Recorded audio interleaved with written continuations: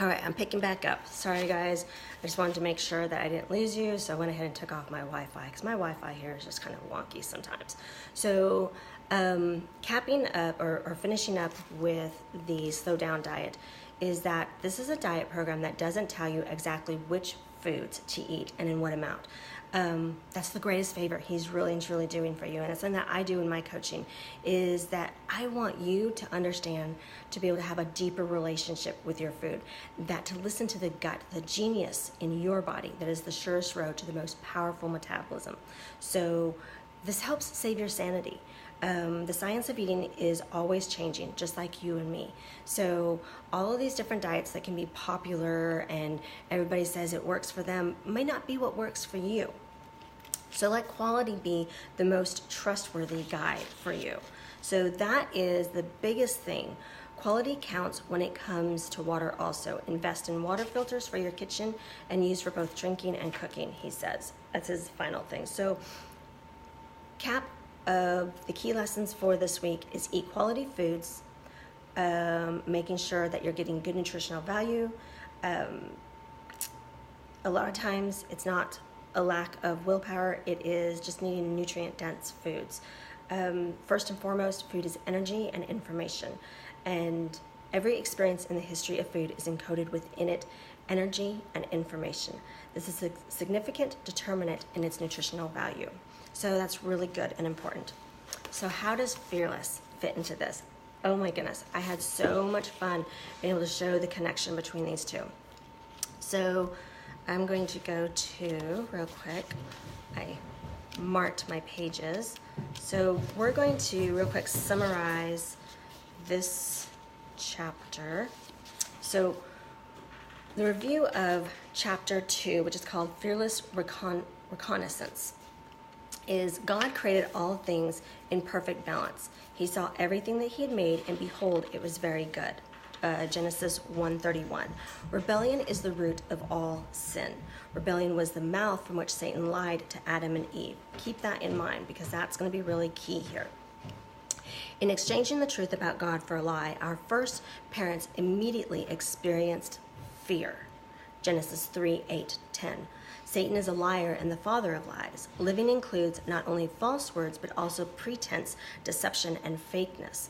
All suffering in the world is somehow mysteriously the result of sin. And sin causes chaos and disorder. Chaos and disorder causes fear. Rebellion and lies cause fear.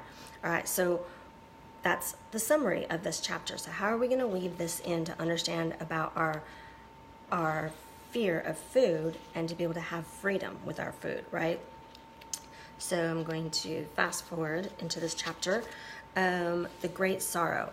I want us to reflect on a quote about from St. John Paul II. He points out it was because God entrusted the human being to woman, whatever it was, the angel who was created for soaring music, Ezekiel 28:13, but would only ever scuttle and snarl again, moved to snatch all of creation out of the bosom of the giver down into the miry depths of his terror, shame, and despair.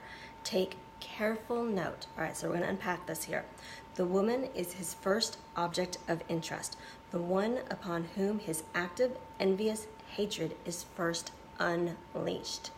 So that's why and how, when we're reaching for quality, all right, it makes us be mindful of elevating ourselves, that we are worthy of quality choices, right? So here on page 42, A Grave with Both Ends Kicked Out, she writes, the flesh no longer obeys their higher gifts of reason and will. The soul's capacity to judge properly and control the body is diminished to the point of ruin through sin. I can't break the habit. I can't be selfless. I can't help myself. I can't suffer. I can't embrace death. I am a slave to sin. Those are all lies, right?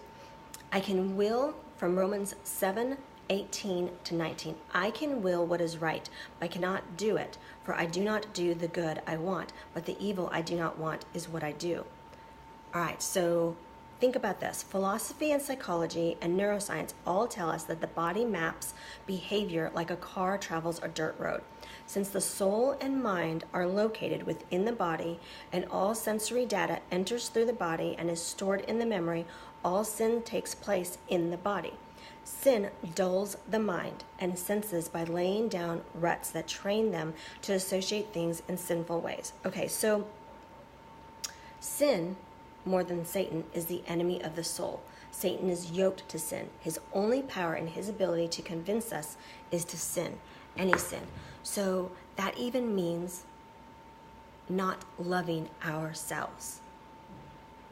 Unpack that. Every time we look at ourselves with disgust in the mirror, or we shove a bunch of food that we know we really don't want anyways, but we're trying to numb an emotion, we're not stopping and breathing and taking time to enjoy quality. We're saying we're not worthy. We're not worthy of quality. And that's a lie. It's a lie the enemy wants you to believe. Why? Because he knew what God's intention was, to bring us Jesus through a woman. A woman. And so he hates us even more so than Adam. So we have to remember that. So to wrap up here, although the story of the fall is presented to us in third person, notice in your own life that the suggestion always enters the mind as though it comes from inside yourself in order to conceal its deceit. Rather than you should do this, we think I should do this. At this stage, there is no sin. No matter how dangerous the suggestion, it's just a thought, and we have control over our thoughts to make them obey Christ. 2 Corinthians 10:5. Notice the lies and half-truths, especially nobody cares or nobody cares about me. Thoughts are the entry point, the place and time to stand firm, because the Bible says if we ignore or counter the thoughts, they will go away. The more we entertain these thoughts, the more insistent they become until pleasure. Instead of ignoring her thoughts, Eve carries on a conversation with the serpent. So this is where we have to be careful. No one should ever dialogue with Satan because he is too cunning and will confuse us into submission. The flesh is drawn to the suggestion, experiences a certain pleasure in it. As yet, there is still no sin because the will has not consented. But Eve's willingness to consider and justify assenting to the suggestion is dangerous because it leads to consent. So in consent, Augustine says, if the will withholds, acquiesces, combats the temptation, and repels it, it has scored a success and performed a highly meritorious act. If, on the contrary, the will delights in the pleasure, willingly enjoys it, and consents to it, the sin is committed. After a lengthy conversation, the serpent's suggestion has burrowed into Eve's heart, where it has become irresistible and cannot be easily renounced. How many times do we justify having eaten something of not quality? Why? Because we're angry, we're hurt, and we say we deserve this. But deep down, we're hating ourselves. We're beating ourselves up. And then we're going to turn around within the next hour, the next day, and starve ourselves because we don't feel we're worthy. Eve wanted what is attractive and what ceased to resist what she now desires. She has imagined some good, but she will obtain and has therefore mentally and emotionally possessed it as her own. She could still decide not to eat the fruit, but she no longer wants to. Surrendering to sin weakens our spirit. An attraction to sin develops, which becomes a habit. The habit becomes a stronghold, so powerful that it is almost impossible to face to conquer it. From John 8:34, everyone who commits sin is a slave to sin. commits sin, quote unquote. Here means having an ongoing habit of sin. Do you have an ongoing habit of punishing yourself with food or without food? Do you have an ongoing habit to just rush through your food, to not relish in what God has provided for you? Do you have an ongoing habit of giving yourself less than the best? This is why we should see temptation as not simply an affliction, but a means of permanently overcoming our fears and sin habits. So don't let the enemy convince you that you aren't worthy of the best version of yourself. So with that, I want to conclude with, again, this week, I want you to really use passion. It's the inspiring blend. So it's the oil of finding your passion. Find your passion with food again. Find your passion with quality, right? To not deny yourself a really good piece of chocolate. To not deny yourself a quality glass of red wine. But remember, when you partake in something that's pleasurable, that it, one, has great quality, two, you take time and you savor it, and three, have no guilt. Have no guilt. Enjoy it, all right? And that it is moments, not something that you do all of the time, but something that you do to celebrate life, celebrate you, the beauty of you. And the other oil I want you to dive into is beautiful, all right? What's interesting is beautiful is not in the emotions book. So this is going to be your homework, is I'm going to tell you the oils that are in beautiful. And so if you don't have beautiful, you can create it yourself. So it has fractionated coconut oil in it, obviously because it's in a roller blend, it's a touch. It has lime, has osmus flower, has bergamot, and it has frankincense. So the three main ones to really be thinking about is lime, bergamot, and frankincense.